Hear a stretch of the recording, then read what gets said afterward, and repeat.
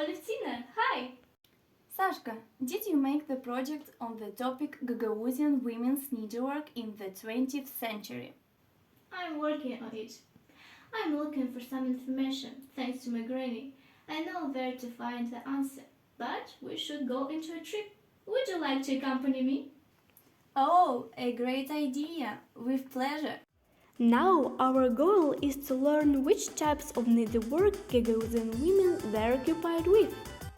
The importance of the art of needlework is undeniable. In the world of high technology, manual labor is becoming more and more common. After all, handmade things have always been valuable.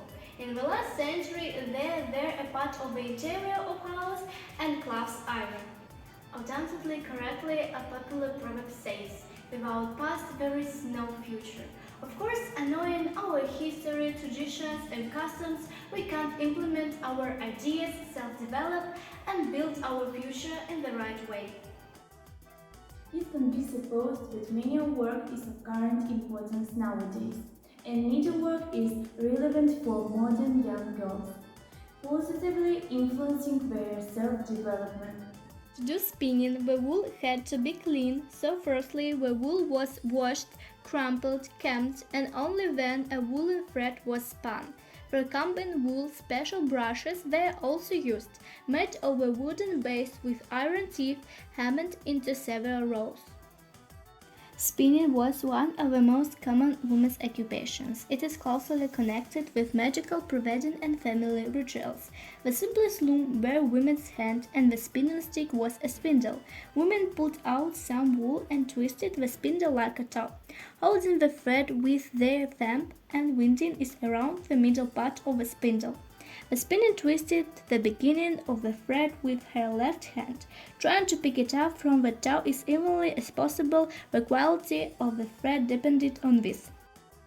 Straightening the thread and winding it into a ball is a laborious process. To reel the thread into a ball, women straightened the skein of the winch, pulled the thread at one end, the winch span, and the yarn was easily reeled into a ball. Getting together and singing songs in the evenings, women also were fond of knitting. Learning to knit was not complicated. To do this, women need a great desire, yarn and knitting needles. Yarn could be thin, medium thickness and thick poor wool. The main tool of every knitting needlewoman is of course knitting needles. More often, Gagauzien needlewomen knits socks, scarves, hats, vests, using 2 or 4 knitting needles. Embroidery was no less exciting and useful for women. Needlewomen embroidered towels and paintings. Mostly an embroidery pattern was on white fabric, but with bright and colorful colors. Women usually used such types of stitches as cross, half cross, county stitch, small pie stitch, trousseau weave. Thanks to these techniques, great-grandmothers were able to depict different types of pictures, their depth, connection, and influencing on us. Our ancestors worked hard to ensure that the work was obtained at the highest level, using various types of embroidery. Crocheting also played an important role in becoming a worthy hostess. It was considered a great asset if a woman had handmade things in her house. Crocheting is the process of manually creating a fabric, lace or garment from thread using a crooked hook. This has long been a well-known activity and continues to be popular today, thanks to the ability to quickly and easily create whole cloths, as well as napkins, tablecloths, rugs, decoration, toys and much more.